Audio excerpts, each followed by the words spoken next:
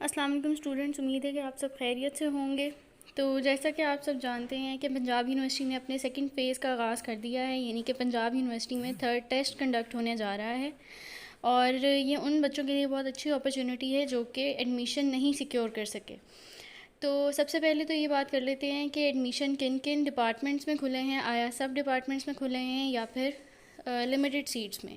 तो एडमिशन सिर्फ़ और सिर्फ उन डिपार्टमेंट्स में ओपन हुए हैं जिनकी जो डिग्रीज़ हैं उसमें सीट्स उनकी पूरी नहीं हुई। ठीक है, तो आप लोगों के साथ एक फ़ाइल शेयर कर दी जाएगी जिसमें कंप्लीट इन्फॉर्मेशन होगी। एक ब्रोशर होगा जिसमें उन्होंने बहुत वाज़े तौर पे मेंशन किया है कि जो एडमिशन्स हैं वो किन डिपार्टमेंट्स में ओपन हुए हैं। तो उसकी जो डिसिप्लिन है, सेल्फ सपोर्टिंग, मॉर्निंग या इवनिंग, वो भी आगे मेंशन होगा कि किस में सीट अवेलेबल है। तो कुछ रिक्वायरमेंट्स जो कि इस टेस्ट की हैं, वो सबसे पहले तो ये है कि अगर आप पंजाब यूनिवर्सिटी के फ़र्स्ट और सेकंड टेस्ट में अपीयर नहीं हुए हैं तो आप थर्ड टेस्ट लाजमी दें, अदरवाइज़ आप पंजाब यूनिवर्सिटी में कहीं भी अप्लाई करने के लिए एलिजिबल नहीं हैं। दूसरी बात ये है कि अब जो मेरिट फार्मूला है वो बेसिकली 1200 में से, यानी इंटर के मार्क्स जो हैं वो 1200 में से होंगे, यानी ओवरऑल इंटर के बेस पे आपका फार्मूला या एग्रीगेट कैलकुलेट होगा।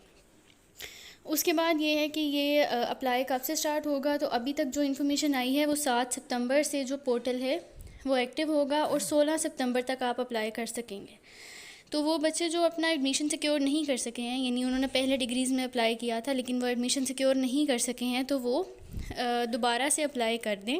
अगर आप पहले यानी आप फर्स्ट या सेकंड टेस्ट में उसमें अपीयर हो चुके हैं तो फिर आपको थर्ड टेस्ट देने की ज़रूरत नहीं है। लेकिन अगर आपको लगता है कि आपको इम्प्रूव करने की ज़रूरत है तो आप थर्ड में अपीयर हो जाएं। उसके बाद ये कि इस टेस्ट में बेसिकली ये जो टेस्ट है ये भी 25% इसकी वेटेज होगी।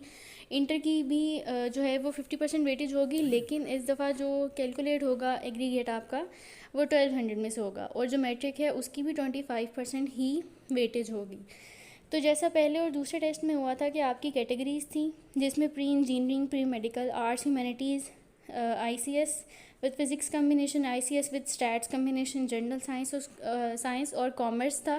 तो बिल्कुल वैसे ही थर्ड टेस्ट में भी ये सारी कैटेगरीज़ बनाई गई हैं। उसके बाद ये देख लेते हैं कि कौन अप्लाई कर सकता है टेस्ट के लिए।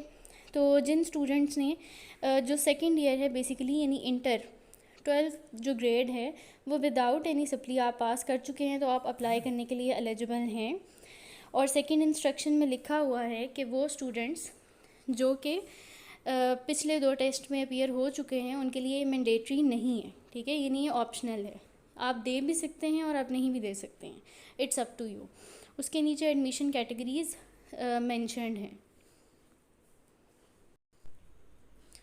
उसके बाद admission test breakup and marks distribution का लिंक गिवन है, ये आप लोगों के साथ शेयर कर दिया जाएगा। उसके बाद आप लोग अप्लाई किस तरह कर सकते हैं टेस्ट के लिए। सबसे पहली बात तो ये है कि जो टेस्ट की फ़ी है वो 2000 है। ठीक है, और ये नॉन रिफंडेबल या फिर नॉन ट्रांसफरेबल है। उसके बाद आपने सेम प्रोसीजर जो कि सेकंड और फर्स्ट टेस्ट में हुआ था कि आपने बिल्कुल वैसे ही अप्लाई करना है जैसे आपने फ़र्स्ट या सेकंड टेस्ट में अप्लाई किया था। अगर आप न्यू हैं, यानी कि आपने थर्ड टेस्ट ही देना है, यानी आप इससे पहले अपीयर नहीं हो चुके हैं टेस्ट में, तो आपने अपनी सारी इन्फॉर्मेशन पोर्टल पे पुट करके वहाँ से चालान जनरेट करना है। चालान को डिपॉज़िट करके, अगर आप ऑनलाइन डिपॉज़िट कर रहे हैं तो उसके पेड चालान की जो कॉपी है, यानी जो पेड चालान है, आपने उसका स्क्रीनशॉट लेना है। और अगर आपने बैंक में डिपॉज़िट किया है तो आपने उसकी कॉपी की पिक्चर लेकर पोर्टल पे अपलोड करनी है। और जनरेट एप्लीकेशन की जो ऑप्शन है वो अवेलेबल होगी। आपने एप्लीकेशन लाजमी जनरेट करनी है, उसके बगैर आपको फैसिलिटेट नहीं किया जाएगा, ना ही आपकी रोल नंबर स्लिप आएगी। उसके बाद ये कि जो फार्म डी है उसके भी एडमिशन्स इसी के साथ ओपन हो जाएंगे, और उसके लिए भी जो एग्रीगेट कैलकुलेशन है वो 1200 में से होगी। और दूसरी बात ये है कि फार्म डी के जो बच्चे दे रहे हैं, मतलब जो चाहते हैं कि उनका फार्म डी में एडमिशन हो जाए, अगर वो MD कैट में अपीयर हो रहे हैं तो वो MD कैट की बेस पर भी अप्लाई कर सकते हैं। इसके लिए PU टेस्ट में यानी अगर आपने MD कैट दे दिया है तो आप बेशक PU टेस्ट ना दें अगर आपने पहले नहीं दिया हो, और अगर आप पहले PU टेस्ट में अपीयर हो चुके हैं तो उसकी बेस पर भी आप अप्लाई कर सकते हैं। और उसके अलावा ये कि एडमिशन टेस्ट जो आखिरी इसकी इंस्ट्रक्शन है वो आप लाजमी ध्यान से पढ़ लें कि एडमिशन जो टेस्ट है वो कायद-ए-आज़म कैंपस लाहौर में यानी ये रखेंगे, यानी कायद-ए-आज़म कैंपस जो नहर वाला कैंपस है पंजाब यूनिवर्सिटी का, उसमें ये टेस्ट कंडक्ट होगा। उसके अलावा ये कि आपके साथ जो एग्रीगेट फार्मूला है वो भी शेयर कर दिया जाएगा। उसमें जस्ट आपने ये चेंजिंग करनी है कि उसमें ओवरऑल इंटर के मार्क्स आपने एंटर करके उसको फिर आपने ऐड करना है, यानी आपने फ़र्स्ट ईयर की बेस पर नहीं इस दफ़ा अप्लाई करना, चूँकि आप इंटर का जो रिज़ल्ट है वो अनाउंस हो चुका है। तो उसमें आपने इस तरह से उसको कैलकुलेट करना है कि आपने 1200 से अपने ऑब्टेन मार्क्स को डिवाइड करके उसको फिर एग्रीगेट में ऐड करना है। तो उम्मीद है कि आपको इस वीडियो की समझ आ गई होगी और आपके साथ इंशाल्लाह मज़ीद पंजाब यूनिवर्सिटी की इन्फॉर्मेशन भी शेयर करते रहेंगे।